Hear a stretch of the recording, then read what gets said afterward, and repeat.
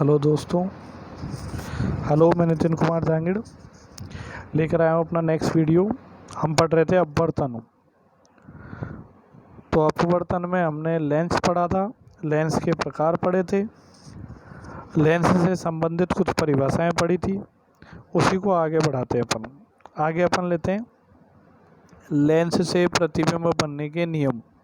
Lens से प्रतिबिंब बनने के नियम, क्या क्या नियम होंगे लेंस से प्रतिबिंब बनने के, ये आप देखेंगे। ठीक है, तो नियम आप देखेंगे। तो देखो, मैं आपको बताता हूँ इस डायग्राम में लेंस से प्रतिबिंब बनने के नियम में। पहला लेंस हमने लिया उत्तल लेंस। ये उत्तल लेंस आपको दिखाई दे रहा है, गौर से देखें आप इस उत्तल लेंस को। इसमें देखो पहला नियम क्या होगा। पहला नियम ये आपको दिखाई दे रहा है, जब कोई प्रकाश की किरण मुख्य अक्ष के समांतर लेंस पर आपतित होगी तो वह सदैव फोकस से गुजर कर जाएगी। कोई भी प्रकाश की किरण मुख्य अक्ष के समांतर लेंस पर आपतित होगी तो वह फोकस से गुजर कर जाएगी। ये आपको विशेष ध्यान रखना है। ठीक है, इसके बाद यदि अपन बात करें दूसरा नियम क्या है। दूसरा नियम इसका उल्टा होगा। यदि कोई प्रकाश की किरण फोकस से गुजर कर लेंस पर आपतित होगी तो अपवर्तन के बाद यह मुख्य अक्ष के समांतर हो जाएगी। हो जाएगी या नहीं। तीसरे नियम की बात करें तो मैंने आपको बताया था लेंस के केंद्रीय भाग में होता है प्रकाशिक केंद्र। तो प्रकाशिक केंद्र की यदि अपन बात करते हैं तो यदि कोई प्रकाश की किरण लेंस के प्रकाशिक केंद्र से होकर गुजरती है तो वह बिना विचलित हुए सीधी निकल जाती है। बिना विचलित हुए सीधी निकल जाती है, ये आपको विशेष ध्यान रखना है। रखना है नहीं। फिर अगर यदि अपन बात करें किसकी, अवतल लेंस की बात करें तो अवतल लेंस में क्या होगा बताओ। वही तीनों नियम होंगे अपने। जब कोई प्रकाश की किरण मुख्य अक्ष के समांतर इस लेंस पर आपतित होगी तो ये लेंस क्या करता है, प्रकाश की किरण को डाइवर्स कर देता है। ठीक है, अपसारित कर देता है।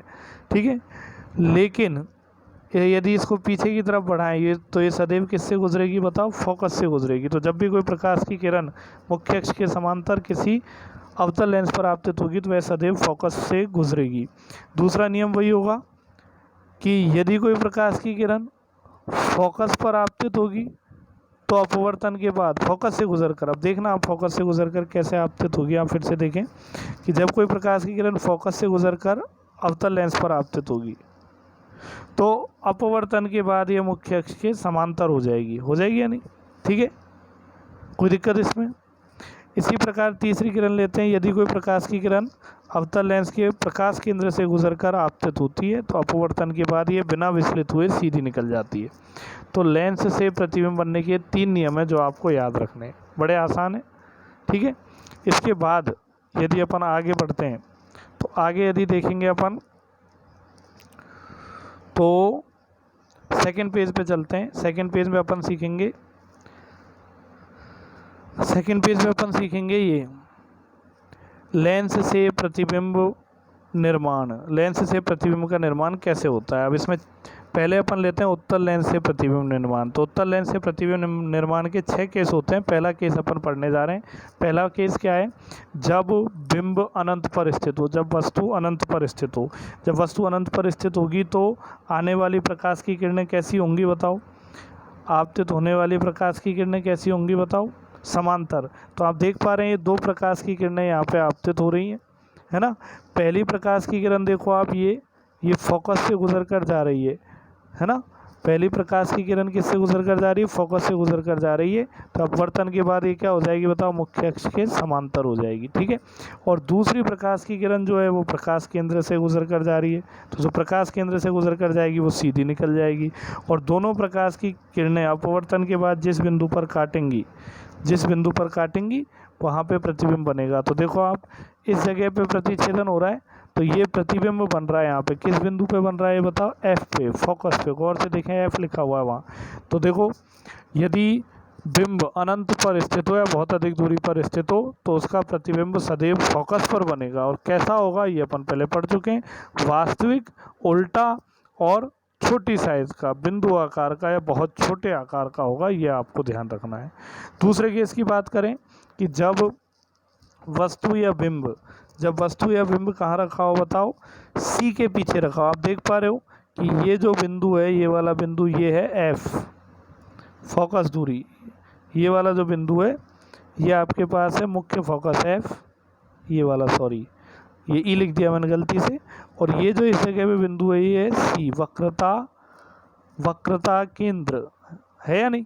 और आपको पता होना चाहिए कि देखो ये एफ से यहाँ तक की दूरी वक्रता केंद्र तक की दूरी भी एफ होती है, तो अगर ध्रुव से गिने तो एफ और एफ कितना हो जाएगा 2f, तो सी को 2f से भी व्यक्त कर सकते हैं। अब आप देख पा रहे हैं कि यहाँ पे ये जो बिंब रखा हुआ है ये बिंब कहाँ रखा है, सी के पीछे या 2f के पीछे। तो जब ये बिंब यहाँ 2f के पीछे रखा हुआ है इस जगह पे, तो प्रतिबिंब निर्माण कैसे होगा, तो प्रतिबिंब निर्माण बड़ा आसान है, दर्पण से भी आसान है लेंस के लिए। वही पहली किरण मुख्य अक्ष के समांतर जाएगी, अपवर्तन के बाद सदैव फोकस से गुजरेगी, और दूसरी किरण प्रकाश केंद्र से गुजरकर सीधी निकल जाएगी। अपवर्तन के बाद जिस बिंदु पर ये दोनों किरणें काटेंगी वहाँ प्रतिबिंब निर्माण होगा, तो यहाँ पे प्रतिबिंब बनेगा। आप देख पा रहे हैं प्रतिबिंब कहाँ बन रहा है बताओ, एफ और 2f के बीच में, एफ और 2f के बीच में, या एफ और सी के बीच में।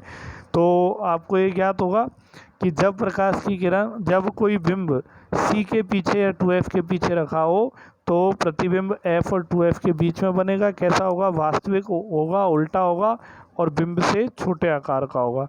तीसरे केस की यदि अपन बात करें, तीसरे केस में भी वही सेम है, आप गौर से देखें। अब की बार वस्तु को 2f पे रख दिया, 2f मतलब सी पर, सी मतलब वक्रता केंद्र, और 2f क्यों लिखा है, क्योंकि ध्रुव से वक्रता केंद्र तक की दूरी 2f के बराबर होती है। ये अपन पढ़ चुके हैं पहले, वक्रता त्रिज्या और फोकस दूरी में क्या संबंध है, r बराबर 2f। ठीक है, तो देखो वही पहली प्रकाश की किरण मुख्य अक्ष के समांतर अपवर्तन के बाद फोकस से गुजरेगी, दूसरी प्रकाश की किरण प्रकाश केंद्र से गुजर कर जाएगी, तो अपवर्तन के बाद जहाँ काटेंगी वहाँ प्रतिबिंब बनेगा। तो ये प्रतिबिंब कहाँ बनेगा, 2f पर ही बनेगा, अर्थात सी पर ही बनेगा। और प्रतिबिंब कैसा होगा, वास्तविक होगा, उल्टा होगा, और वस्तु के बराबर आकार का होगा। इसी प्रकार अगर आगे बढ़ते जाएं अपन, तो नेक्स्ट केस को अगर गौर से देखेंगे, तो नेक्स्ट केस में देखो आप कि यहाँ पे प्रतिबिंब 2f और f के बीच में रखा हुआ है, बिंब 2f और f के बीच में रख दिया। आप देख प्रतिबिंब कहाँ बनेगा और कैसा होगा, तो एक प्रकाश की किरण मुख्य अक्ष के समांतर फोकस से गुजरेगी, दूसरी कैसे जाएगी बताओ, प्रकाश केंद्र से गुजरकर सीधी निकल जाएगी। अपवर्तन के बाद दोनों यहाँ काटेंगी, प्रतिबिंब यहाँ बनेगा, तो ये प्रतिबिंब 2f के पीछे बनेगा। आप देख पा रहे हैं जब बिंब को 2f और f के बीच में रखें तो प्रतिबिंब 2f के पीछे बनेगा या c के पीछे बनेगा। कैसा होगा, वास्तविक, उल्टा, और वस्तु से बड़े आकार का होगा। अगले केस की यदि अपन बात करते हैं, तो अगले केस में देखो, यदि वस्तु को f पर रख दिया जाए, फोकस पर रख दिया जाए, तो एक प्रकाश की किरण मुख्य अक्ष के समांतर जो फोकस से गुजरेगी, दूसरी प्रकाश की किरण प्रकाश केंद्र से गुजर कर निकलेगी। दोनों एक दूसरे को काटेंगी नहीं, लेकिन गौर से देखेंगे तो ऐसा लगेगा कि आगे जाकर अनंत पर ये कभी एक दूसरे से मिलेंगी, तो अनंत पर मिलती हुई प्रतीत होंगी, अर्थात प्रतिबिंब का निर्माण अनंत पर होगा। और प्रतिबिंब कैसा होगा बताओ, वास्तविक, उल्टा, और वस्तु से बहुत बड़ा होगा। लास्ट जो छठा केस आता है, वो छठा केस क्या होगा, आप देखना कि यदि बिंब को F और O के बीच में रख दिया जाए, F मतलब मुख्य फोकस, O मतलब प्रकाश केंद्र के बीच में रख दिया जाए, ये अपन ने रख दिया इस जगह पे ही। ठीक है, तो प्रतिबिंब निर्माण कैसे होगा, तो एक प्रकाश की किरण मुख्य अक्ष के समांतर फोकस से गुजर जाएगी, और दूसरी क्या होगी, प्रकाश केंद्र से गुजर कर ऐसे आएगी। आप गौर से देख पाओगे ये दोनों किरणें आगे कहीं भी एक दूसरे को नहीं काटेंगी, लेकिन यदि इन्हें पीछे बढ़ा दिया जाए डॉट डॉट डॉट करके, तो पीछे एक दूसरे को काटती हुई प्रतीत होंगी। तो जिस बिंदु पर ये मिलती हुई प्रतीत होंगी वहाँ प्रतिबिंब निर्माण होगा। तो आप देख पा रहे हो ये प्रतिबिंब निर्माण होगा इस तरीके से। ठीक है, कोई दिक्कत इसमें, तो ये जो प्रतिबिंब बनेगा वो कैसा होगा बताओ, आभासी होगा, सीधा होगा, और वस्तु से बड़े आकार का होगा। तो ये 6 केस हैं जो आपको याद रखने उत्तल लेंस से प्रतिबिंब निर्माण के लिए।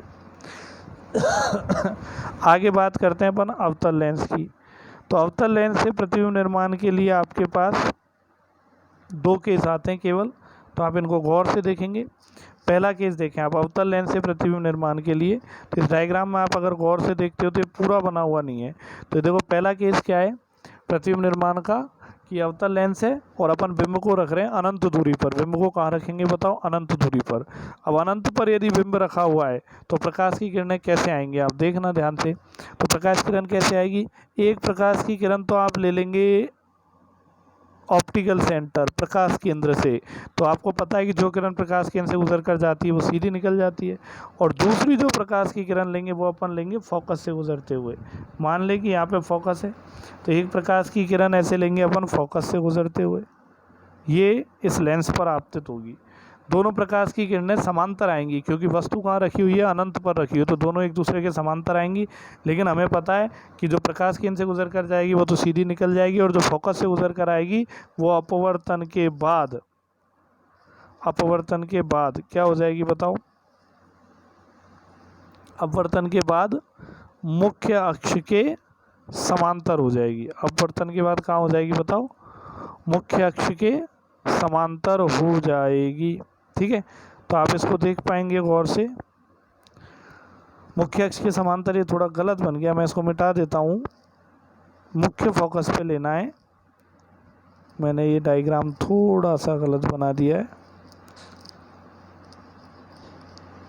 आप इसे मुख्य अक्ष के समांतर लेंगे, ये मैंने मिटा दिया है इसे। अब देखिए आप, तो एक प्रकाश की किरण तो हमने फिर से समझेंगे। अब एक प्रकाश की किरण तो हमने क्या किया बताओ? यहाँ ले ली, प्रकाश केंद्र से गुजर कर जाएगी, और दूसरी जो प्रकाश की किरण है वो फोकस अपना यहाँ होगा, मुख्य फोकस। आप देख पा रहे हैं, इस जगह होगा मुख्य फोकस। ये मैं फिर से बनाता हूँ, है ना। तो देखो, इस जगह मुख्य फोकस होगा F, है ना। कोई दिक्कत इसमें? सभी। तो जब कोई प्रकाश किरण फोकस से गुजर कर ऐसे गुजरती हुई प्रतीत होगी तो ये क्या होगी बताओ? अपवर्तन के बाद मुख्य अक्ष के समांतर हो जाएगी। अब ये देखो, अपवर्तित किरणें ये वाली और ये वाली, ये आगे तो एक दूसरे को कभी भी नहीं काटेंगी, लेकिन इनको यदि पीछे बढ़ाया जाए डॉट डॉट डॉट करके, तो पीछे बढ़ाया जाए तो ये दोनों यहाँ पे कट करेंगी इस जगह पे, और ये इधर भी फोकस होगा, ये वाला। ठीक है, तो इसको तो अपन मुख्य फोकस कहते हैं, और इसको क्या कहते हैं बताओ? इसको द्वितीयक फोकस। ये मुख्य फोकस है F1 और ये द्वितीयक फोकस है F2। तो आप समझ पा रहे हो, एक प्रकाश की किरण तो कैसे लेनी है आपको? प्रकाश केंद्र से गुजरती हुई, दूसरी लेनी है द्वितीयक फोकस पर से गुजरती हुई। तो अपवर्तन के बाद ये मुख्य अक्ष के समांतर हो जाएगी। ठीक है, जब जो मुख्य अक्ष के समांतर हुई इस किरण को डॉट डॉट डॉट पीछे बढ़ाते हैं तो यहाँ मिलेगी, तो मुख्य फोकस पर प्रतिबिंब निर्माण होगा। और कैसा होगा बताओ? आभासी, सीधा और छोटे आकार का। ठीक है, तो जब बिंब अनंत पर स्थित हो तो अवतल लेंस से बनने वाला प्रतिबिंब आभासी, सीधा और बहुत छोटे आकार का होता है। इसी प्रकार यदि अपन बात करें किसकी बताओ? दूसरे केस की, तो दूसरे केस में क्या आ जाता है? दूसरे केस में बाकी सभी केस आ जाते हैं। पहला तो आ गया अनंत पर, और दूसरा आता है कि जब बिंब अनंत को छोड़कर कहीं भी रखा हो। पहला केस तो क्या है? बिंब अनंत पर रखा हो, और दूसरे में क्या आता है कि बिंब अनंत को छोड़कर कहीं भी रखा हो। तो आप देख पा रहे हो, ये अपन ने एक बिंब ले लिया है अवतल लेंस से, अवतल लेंस के सामने बिंब रख दिया, अनंत को छोड़कर कहीं भी रख दिया। अब एक प्रकाश की किरण तो मुख्य अक्ष के समांतर जाएगी, जो यहाँ से डाइवर्ज हो जाएगी, अपसारित हो जाएगी, लेकिन डॉट डॉट डॉट करके पीछे मिलाएंगे तो फोकस पे जाके मिलेगी। ठीक है, और दूसरी प्रकाश की किरण जो है वो प्रकाश केंद्र से गुजर जाएगी। अपवर्तन के बाद दोनों किरणें यहाँ कट करेंगी, एक दूसरे को करेंगी या नहीं? आप देख पा रहे हो, किसके बीच में कट करेंगी ये बताओ? F और O के बीच में। तो जब यहाँ पे एक सीधा डंडा आप खींचोगे तो ये प्रतिबिंब बनेगा इस जगह पे, और ये प्रतिबिंब जो होगा वो कहाँ बनेगा बताओ? F और O के बीच में, मुख्य फोकस और प्रकाश केंद्र के बीच में बनेगा। कैसा होगा? आभासी, सीधा और सदैव वस्तु से छोटा होगा। तो अवतल लेंस से प्रतिबिंब निर्माण इस तरीके से होता है। तो ये 6 केस आपको ध्यान रखने, 6 तो अवतल लेंस के लिए, और ये 2 केस किसके लिए बताओ? अवतल लेंस के लिए। ठीक है, तो ये चीज़ें आपके समझ में आई अच्छे से। अगर अपन आगे बात करें, इसी लेंस को आगे बढ़ाते हैं अपन, तो लेंस में अगला टॉपिक आपके पास आता है लेंस की क्षमता या लेंस की शक्ति। तो लेंस की क्षमता या लेंस की शक्ति को अगर आप ध्यान से देखें इसमें, तो मैं पढ़ रहा हूँ, आप देखो, किसी लेंस द्वारा प्रकाश की किरणों को अभिसारित या अपसारित करने की क्षमता लेंस की क्षमता या लेंस की शक्ति कहलाती है। ठीक है, अपसारित और अभिसारित आप समझते हो। जैसे उत्तल लेंस की बात करें तो उत्तल लेंस प्रकाश की किरणों को अभिसारित करता है, अभिसारित मतलब इकट्ठा करता है, और अवतल लेंस की बात करें तो ये प्रकाश की किरणों को अपसारित करता है, फैलाता है। तो किसी भी उत्तल लेंस की अभिसारित करने की क्षमता मतलब कितनी किरणों को मतलब इकट्ठा कर पाता है, या किसी भी अवतल लेंस की किरणों को अपसारित करने की क्षमता, मतलब किस तरीके से या कितनी अधिक किरणों को ये अपसारित कर पाता है, वही क्षमता क्या कहलाती है बताओ? लेंस की क्षमता या लेंस की शक्ति कहलाती है। गणितीय रूप में यह फोकस दूरी के व्युत्क्रम के बराबर होती है। आप देख पा रहे हैं लेंस की शक्ति को P से लिखेंगे और फोकस दूरी के व्युत्क्रम के बराबर होगी 1/f। यहाँ विशेष ध्यान रखना है कि ये जो फोकस दूरी है इसको सदैव किस में लेना है बताओ? मीटर में लेना है। f को सदैव किस में लेना है बताओ? मीटर में। लिखा हुआ है आपके पास, आप देख पा रहे हैं यहाँ पे ये लिखा हुआ, जहाँ f को सदैव कहाँ लेना है बताओ? मीटर में। ये विशेष ध्यान रखना है। इसके बाद यदि बात करें तो बताओ लेंस की क्षमता का मात्रक क्या होगा? कि फोकस दूरी का मात्रक मीटर होता है, तो लेंस की क्षमता का मात्रक हो जाएगा मीटर इनवर्स, या इसका दूसरा नाम होता है डायप्टर। ये आपको विशेष ध्यान रखना है, ठीक है। आगे बात करें तो नया टॉपिक आपके पास आता है, ये नया टॉपिक आपके पास आता है दो पतले लेंसों का संयोजन। दो पतले लेंसों का संयोजन करना है। संयोजन मतलब दो पतले लेंसों को एक दूसरे के टच करा के एक दूसरे के संपर्क में रखना है, ठीक है। तो संपर्क में रखने से जो प्रतिबिंब बनेगा वो किस प्रकार का बनेगा, ये आपको ध्यान रखना है, ठीक है। तो देखो आप सबसे पहले क्या किया, मैंने दो पतले लेंस ले लिए जिनके नाम अपन ने रख दिए L1 और L2। आप देख पा रहे हो ये पहला लेंस है, इसका नाम रख दिया L1 और दूसरे लेंस का नाम रख दिया अपन ने L2, ठीक है। अब आप देख पा रहे हो बीच में एक मुख्य अक्ष खींच लिया अपन ने इस तरीके से, है ना। अब मुख्य अक्ष पे देखो एक छोटा बिंदु बिंब लेंगे O, ये आप देख पा रहे हो O लिखा हुआ है, ये वाला O, ये बिंदु बिंब है। बिंदु के आकार की कोई वस्तु रखी हुई है जो मुख्य अक्ष पे रखी हुई है, और इसकी यहाँ से लेंस से दूरी, इसको किससे व्यक्त करेंगे बताओ? U से। बिंब की लेंस से दूरी को U से व्यक्त करेंगे, ठीक है। अब क्या होगा, आप देख पा रहे हो कि इस बिंदु बिंब O से निकलने वाली एक प्रकाश की किरण सीधी जाएगी, ये इन लेंसों के प्रकाश केंद्र से गुजरेगी तो बिना अपवर्तित हुए सीधी की सीधी निकल जाएगी। तो पहली प्रकाश की किरण तो आपकी ये हो गई, और एक प्रकाश की किरण तो ये गई है, आप समझ पाए, सीधी की सीधी निकल गई है। ये थोड़ा तिरछा हो रहा है हाथ से, और एक प्रकाश की किरण ऐसे जाएगी यहाँ इस जगह पे जाएगी या नहीं। तो यहाँ देखो आप पहले लेंस से अपवर्तन होगा तो अपवर्तन के बाद प्रकाश की किरण थोड़ी सी मुड़ जाएगी, ऐसे मुड़ेगी या नहीं? थोड़ी सी मुड़ जाएगी। और अगर इसको डॉटेड डॉटेड डॉटेड आगे बढ़ाएं तो प्रथम प्रतिबिंब आपका कहाँ बनेगा बताओ? यहाँ बनेगा I1 पे। प्रथम प्रतिबिंब कहाँ बनेगा बताओ?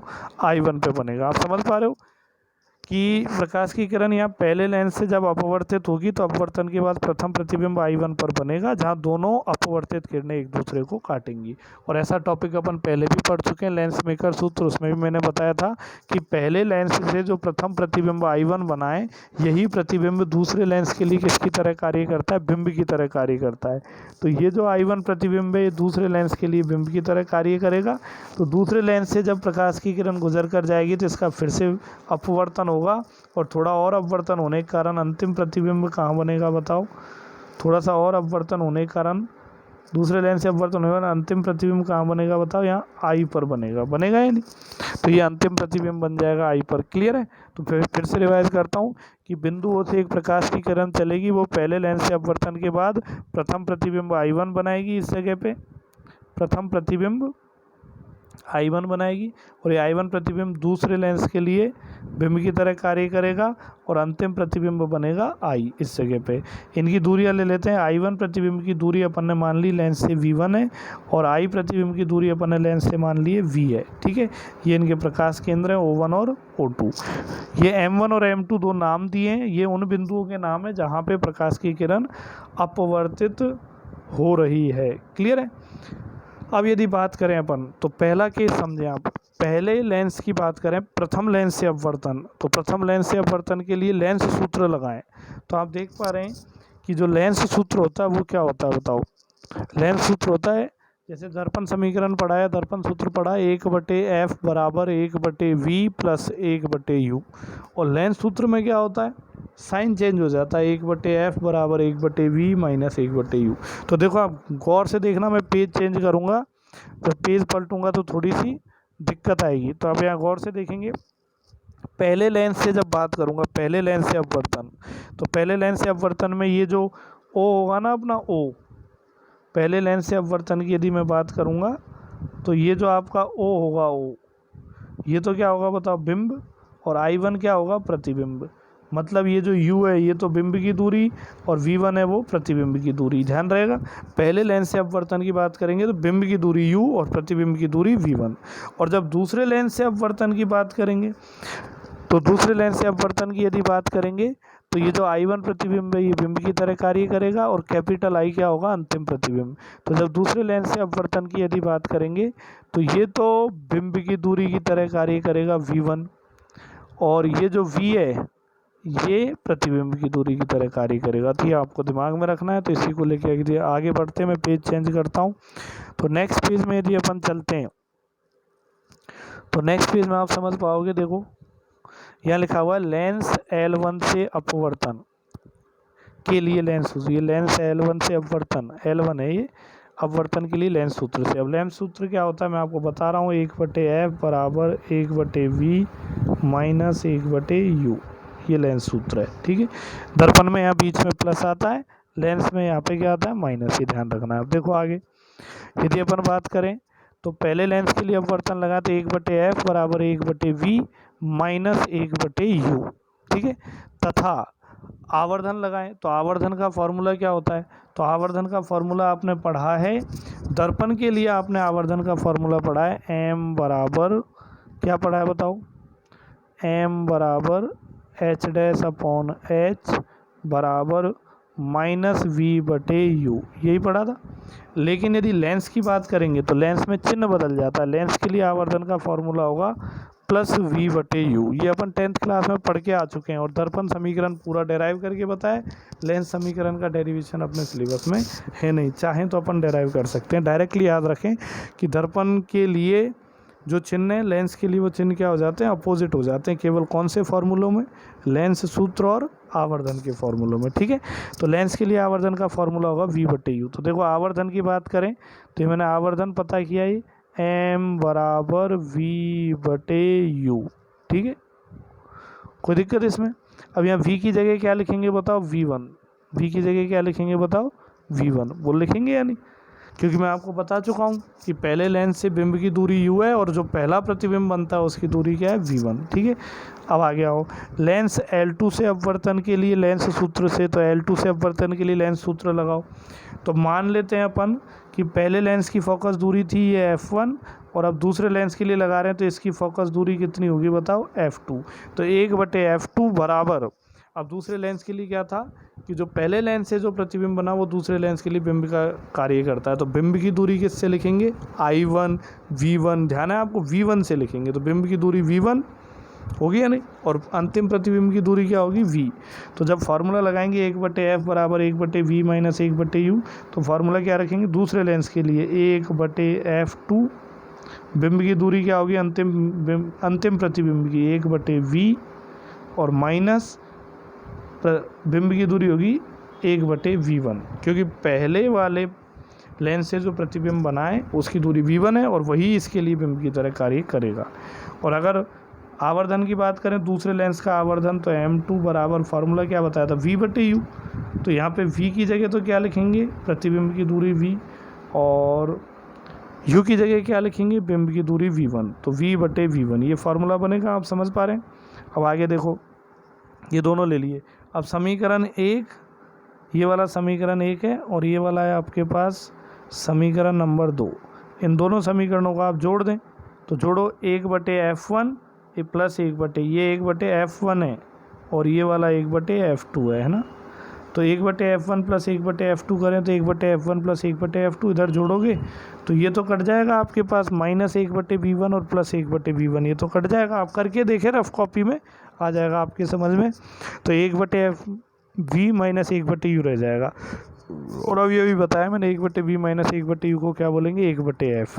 अब इसका एलसीएम ले लें तो f1 f2 एलसीएम आ जाएगा, ये वाला आप देख पा रहे हैं, ये f1 f2 एलसीएम आ जाएगा, ऊपर f2 प्लस f1, इधर 1/f, और उल्टा कर दें तो उल्टा करेंगे तो तुल्य फोकस दूरी आ गई, f बराबर f1 f2 upon f1 plus f2। मतलब मैं ये कहना चाह रहा हूँ कि पहले लेंस की यदि फोकस दूरी f1 मान लें, दूसरे लेंस की फोकस दूरी f2 मान लें, और दोनों लेंसों को एक साथ संयोजन में रख दें, एक दूसरे के संपर्क में रख दें, तो उसके बाद दोनों लेंस जिस एक ही लेंस की तरह व्यवहार करेंगे, तो दोनों लेंसों के संयोजन से एक जो बड़ा लेंस बना या ऐसी कल्पना कर सकते हैं कि दोनों के संयोजन से एक जो बड़ा लेंस बना, या दोनों लेंसों की जगह पे यदि कोई यही काम करने वाला कोई बड़ा लेंस रखा जाए तो उसकी फोकस दूरी कितनी होनी चाहिए बताओ।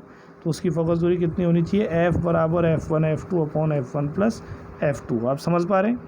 अब यदि आगे बात करें, यदि अपन रखें तो आपको ध्यान रखना है चिन्ह परिपाटी की यदि बात करें तो चिन्ह परिपाटी में दर्पण में आपको सिखा चुका हूँ, फिर से मैं रिवाइज कर देता हूँ। चिन्ह परिपाटी में क्या होता है, सभी दूरियाँ ध्रुव से नापते हैं। दर्पण में सभी दूरियां कहाँ से नापते हैं, ध्रुव से। लेंस में क्या होता है, लेंस में ध्रुव नहीं होता, लेंस में सभी दूरियां कहाँ से नापी जाती हैं बताओ, प्रकाश केंद्र से नापी जाती हैं, O से। लेंस का जो केंद्रीय बिंदु होता है बीचों बीच में, वहाँ से। तो सभी दूरियां प्रकाश केंद्र से नापनी है। और आपतित किरण की दिशा में नापी गई दूरी धनात्मक और विपरीत दिशा में ऋणात्मक। और मुख्य अक्ष के लंबवत ऊपर की ओर नापी गई दूरी धनात्मक और नीचे की ओर ऋणात्मक। तो यह आपको विशेष ध्यान रखना है।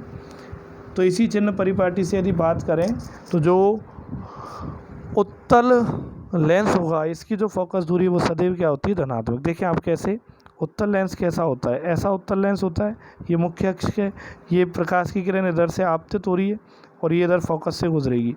तो फोकस दूरी कौन सी होगी बताओ, ये वाली तो होगी, ये फोकस दूरी ये। तो देखो ये प्रकाश केंद्र O से नापेंगे और इधर नापेंगे, तो आपतित किरण की दिशा भी यही है, ये वाली। और दूरी जो नाप रहे हैं इसकी दिशा भी यही है। तो आपतित किरण की दिशा में नापी गई दूरी धनात्मक। तो उत्तल लेंस के लिए फोकस दूरी धनात्मक होती है और अवतल लेंस के लिए ऋणात्मक होती है।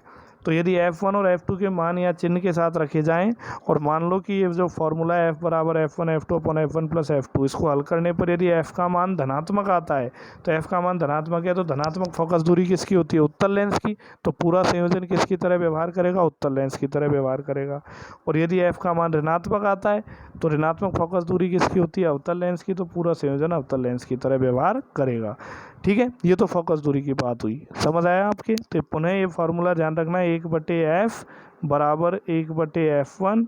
ये जो यहाँ लिखा हुआ मैं पढ़ के बता रहा हूँ, 1/F बराबर 1/F1 प्लस 1/F2। और अभी अभी मैंने आपको पढ़ाया था लेंस की शक्ति या लेंस की क्षमता, जिसको P से लिखते हैं और फोकस दूरी के व्युत्क्रम के बराबर होती है। तो 1/F1 को तो अपन P1 लिख सकते हैं, 1/F2 को P2 और 1/F को P। तो जो लेंस की शक्ति आएगी वो दोनों लेंस की शक्तियों के योग के बराबर होगी। अब यदि बात करें आवर्धन की, तो आवर्धन में देखो आप, ये जो समीकरण 3 है, 2 है ये वाला 2, और ये जो समीकरण 4 है, इनको गुणा कर दें आप। तो देखो M1 गुणा M2, नीचे आप देख पा रहे हैं ये M1 गुणा M2 आ गया। M1 गुणा M2 बराबर V1/U गुणा V/V1। V1 से V1 कट जाएगा तो ये रह जाएगा आपके पास V/U। तो आगे मैं दिखाता हूँ आपको नेक्स्ट पेज, आप ध्यान देंगे इस पर। तो इसके बाद जो नेक्स्ट पेज आता है वो नेक्स्ट पेज ये है आपका, देखो इस पर। तो यहाँ देख पा रहे हैं M1 M2 को गुणा किया तो V/U रह गया। और V/U को क्या बोलते हैं अपन, लेंस के लिए आवर्धन। दर्पण के लिए आवर्धन होता है -V/U, लेंस के लिए होता है +V/U। तो आप देख पा रहे हैं M1 गुणा M2 V/U हो गया, और V/U को वापस क्या लिख दिया अपन ने, M लिख दिया। तो आप देख पा रहे हैं अगर दो लेंसों को संयोजन में रखेंगे तो पहले लेंस का आवर्धन यदि M1 है और दूसरे का M2 है, तो दोनों के संयोजन से जो नया लेंस बना उसका आवर्धन M1 गुणा M2 होगा।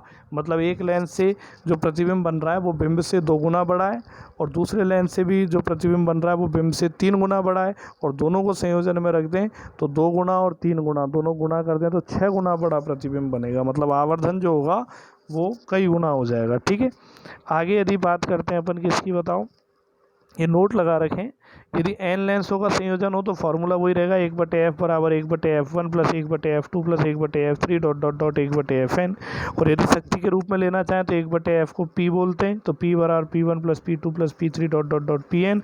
और आवर्धन के रूप में लेना चाहें तो अपन ऊपर पढ़ चुके हैं, आवर्धन गुणा हो जाता है, तो M बराबर M1 गुणा M2 गुणा M3 dot dot dot Mn। तो ये था आपके पास 2 पतले लेंसों का संयोजन। ठीक है, तो आगे यदि बात करते हैं अपन, तो आज की वीडियो में सिर्फ इतना ही अपन पढ़ेंगे।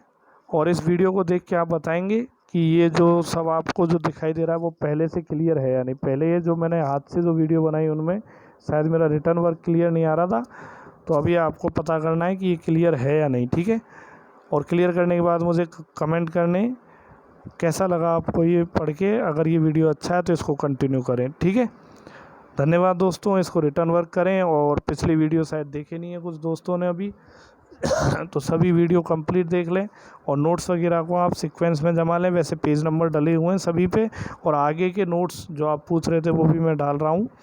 जो गोलीय अपवर्तक पृष्ठ से अपवर्तन था वो सर ने नहीं डाले थे, वो मैं अभी डाल देता हूँ आपको, और ये वाले भी डाल देता हूँ जो मैंने अभी पढ़ा है। व्हाट्सएप ग्रुप पे आप चेक कर सकते हो। ठीक है, ओके फ्रेंड्स।